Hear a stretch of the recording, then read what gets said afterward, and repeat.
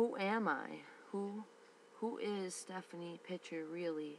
I mean, I like to think that I am making a difference, and sometimes I think that that's a narcissistic way of thinking, but in reality, I've never been happier than being someone that people can turn to or feel comfortable turning to.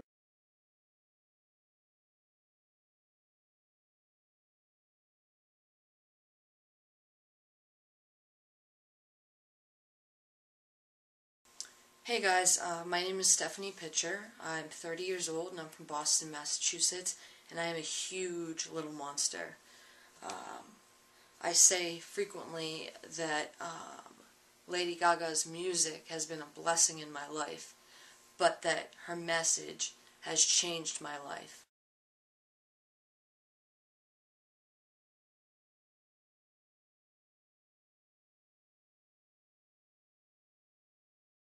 So that kind of answers the question about where and when I became a fan, a little monster, and involved traveling, pretty intense fan. And I would be lying if I said that I heard Just Dance the day it came out, and I immediately knew that it was the best dance song that had ever happened to the world, and it was going to change my life. It didn't exactly happen like that. I was interested pretty early on in early 2009 and such, but it was when I went to a show of hers with a few friends, and it was one of those situations where you go because it's a Friday night and, dancing and having a few drinks to some music is never a bad idea. So I went with some friends to the House of Blues in Boston, which holds about not very many people compared to what we're used to seeing at Gaga concerts now, 20,000 plus. I believe the House of Blues was around 1,000 people, so it was a club atmosphere. And the very first thing that I noticed about her was her message, and was that even in that early stage of her career, where she was just trying to get her voice out there and her talent out there, she was also saying, leave the show loving yourselves and loving each other more. Be who you are and be proud of it. Don't jump on the bandwagon. Protect those around you that you love, and protect yourself. And these were things that were incredibly important to me at that time in my life.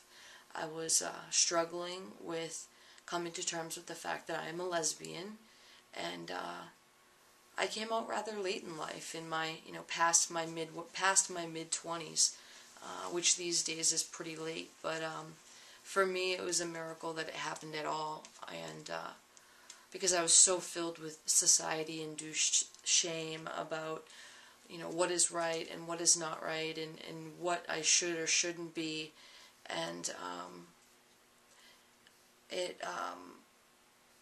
it sort of twisted things around for me from there. I started to deal with the shame in different ways, and deal with the discouragement and the pain and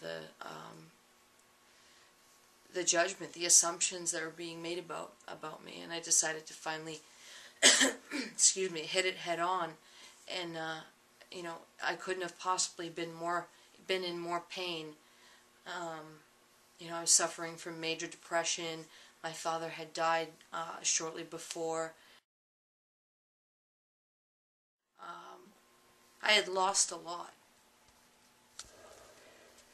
And as far as bullying goes for me, I pretty much experienced it from as far as I can remember, from kindergarten all the way through the end of high school. And it was always about not being feminine enough, or not being or being too overweight, or I was the only kid that wouldn't be invited to a birthday party, or something like that. And it sucked. It sucked then, and I could feel it then. And in your youth, it's the toughest time to go through those things. And So what happened is that I went from being a bullied child and teenager to being a depressed adult with no idea how to deal with that level of mental illness and mental anguish. I've dealt with addiction, both to heroin and cocaine. I have not used either of those drugs since December 8th, 2005. And although Gaga wasn't in my life at that time, I attribute sobriety from those drugs on a daily basis to the friends that I have because of Lady Gaga. It's huge. The darkness that has surrounded my life at different times has been lifted like a veil because of Gaga and the people that she works with and the people that I've been so privileged to meet and the members of PLG, Peace, Love, and Gaga. And my coming out story is dark and long, and bottom line is I came out later than most. I came out at age 25, and the reason for that is because I was so terrified of the truth. I was so scared. I was so terrified that I would be even more alone if I came out and told the truth. And as most of us who've dealt with this particular situation know, for a lot of us it's not nearly as bad as we imagine it to be. And for me that was the case. I was very lucky to have a mom who responded to me with nothing but support. And I haven't had a negative response from anybody that I've told. And that's a huge privilege, and it gives me a lot of courage and bravery on a daily basis. And I was ready to gain the control over my life and the ability to say, this is who I am. I'm proud of who I am. You can take it or leave it. If you leave it, you're really missing out.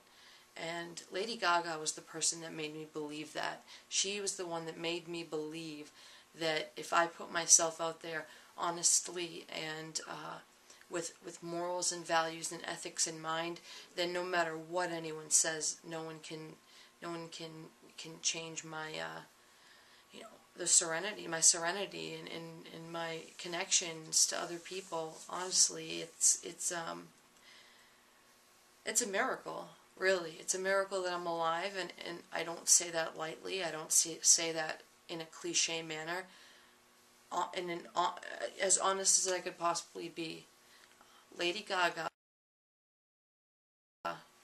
being a little monster, and developing relationships with little monsters in the way that I have, has kept me going, has burned a fire underneath my ass, and has gotten me on course to save my own damn life. Gaga laid those seeds, and Gaga put it into my head that if she could do it, anybody could do it. And by do it, I mean whatever it is that serves your passion and makes you happy.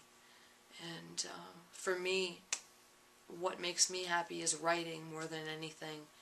And I'm in the middle of my second semester back at school after taking about half a decade off because of depression and anxiety and issues with social issues, dealing with coming out, dealing with coming to terms with who I am.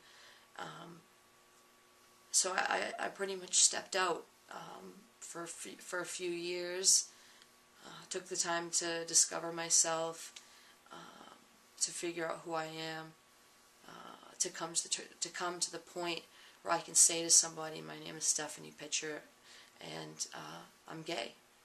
It doesn't always have to come out that way, but when it does, I'm not afraid to say it. I'm not ashamed of it. The first person I came out to was my mother, and her response, well, first she was asking me, why do you have to dress like a guy? Why do you have to dress like a guy? And she couldn't really find the words. She was saying, why do you dress like, why do you dress like? And I just butted in. I said, like what, Mom? Like a dyke? And she kind of just like stopped in her tracks and said, well, yeah. And I said, Mom, if the shoe fits. And she got it. Immediately she got it. And I'm very lucky because I know some people that are near and dear to me that had not nearly as supportive a response as I had with my mother. And the courage to do that for me came from my many little monster friends and from Lady Gaga. I have seen Lady Gaga perform about 15 times, and that includes 12 times at the Monster Ball, performance at the Today Show, performance at Good Morning America. I've waited thousands of hours to meet her. I've waited, I've become voluntarily homeless at times, slept in the street, slept in Central Park, and at the same time had the best fucking time of my life. And no one can ever take away those experiences, no matter what happens to me. And no matter what, these tattoos that I have right here and right here are just a testament to how important and how much my life has been changed by this one person. I would really love to take part in this movie, and I believe that I have a lot to say. I also like to think, because of my age, that I'm a bit of a leader in this community, or at least I try to be. I try to avoid drama. I try to lead people in the right direction, and believe me, I don't know anything more than anybody else, but I have more experience because I have more years behind my belt, and a lot of those years were really heavy. I would love to be a part of this, so please watch this, consider me, and I would love to hear from you. I really would. It would be a dream come true. Thank you very much. Pause up.